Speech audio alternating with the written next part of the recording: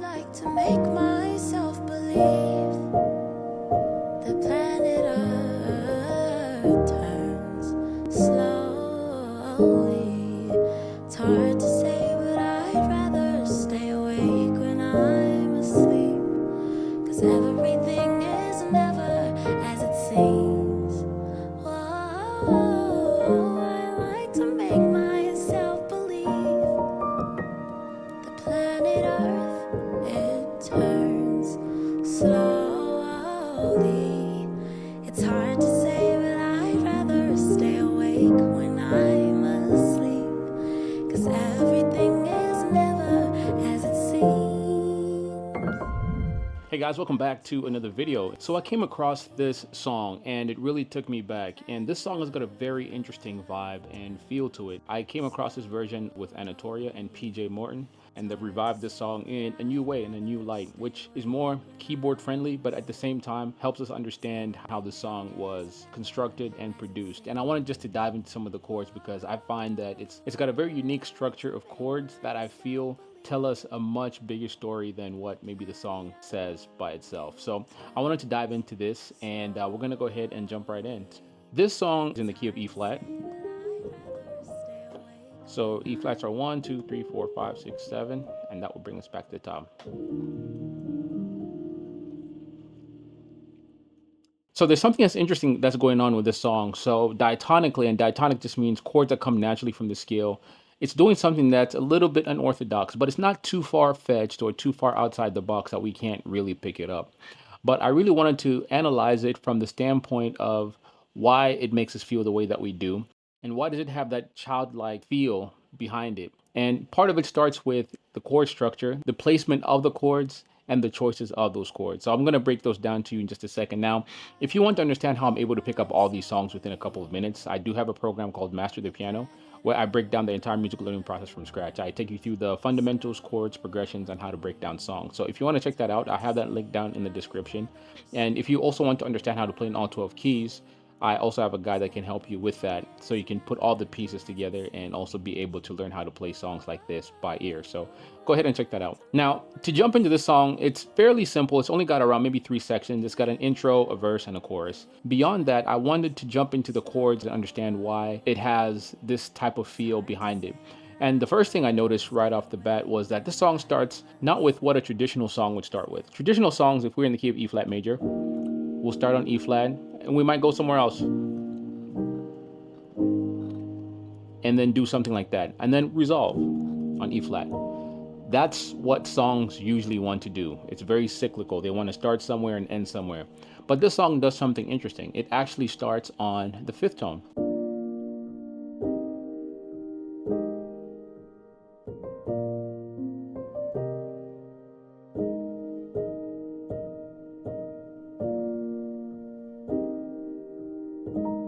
So let's break that down. So first thing, starting on the 5 is almost like starting when the journey has already begun. It's almost like you're already in a dream and you just wake up and you're already there. So when we start here, it's like the journey has already started and you're just kind of picking up where they've already started.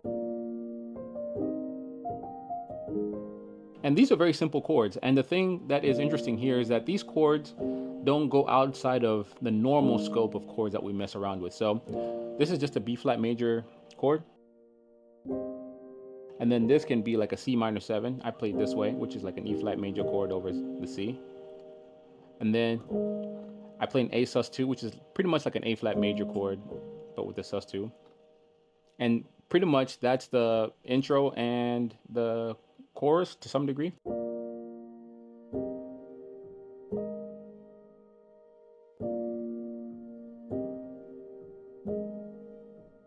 Now, that's not the part that really got to me.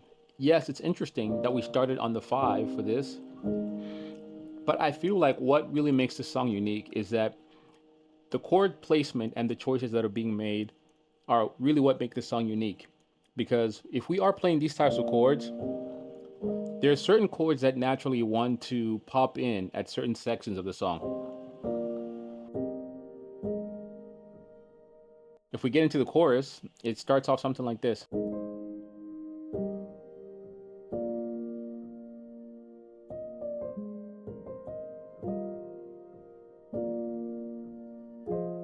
So let's break that down because I feel like that's really where the magic is happening. So another thing here, most choruses start maybe on a different tone. We're starting on the fourth tone here, which is an A flat major chord.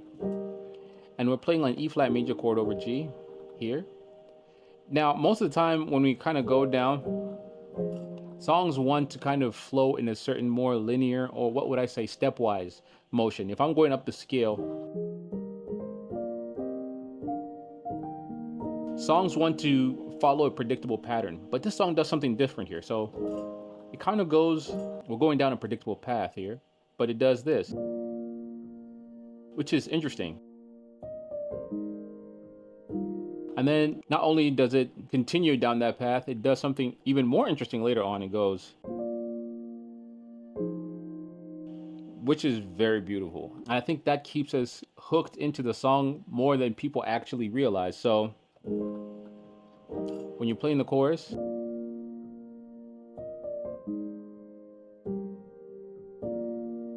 most of the time we kind of go up here, and this is what your brain or your mind is unconsciously expecting, but we kind of go, which is unique, and that's really interesting right there. And I think that's really what kind of keeps us hooked into this dreamlike state. And when you hear it, when it keeps going and then goes back up,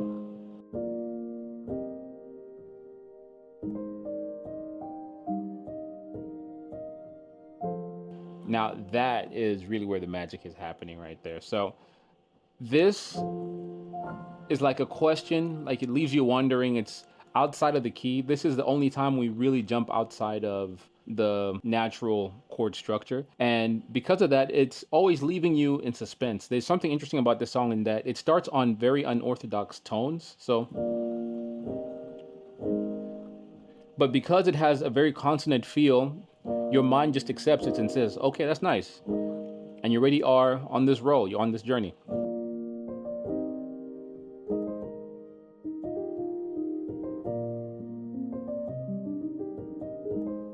And then when we get into the chorus, we expect this.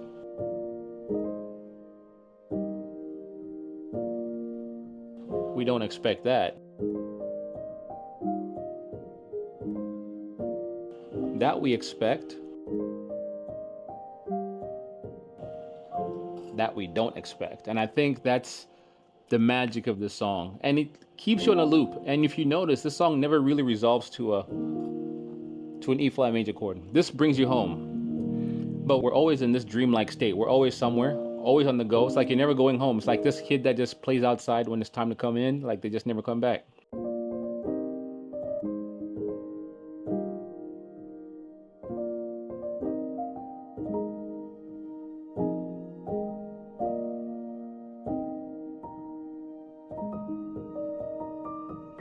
All right, so I just wanted to give you guys a little taste of maybe my approach and how I'm able to see some of like the nuances in these types of songs, and hopefully you're able to learn something from this. But I just thought that was a very beautiful arrangement, and I think the reason we have that kind of connection to it is just how unorthodox and the placements of the chords aren't the traditional way of playing the song. And I think that really draws us in, packaged with the music and the soundtrack and the singers and everything. So hope you guys learned something from this. If you like this type of content, go ahead and leave your feedback in the comment section. We're gonna leave this video here, and I'm gonna see you guys in the next one.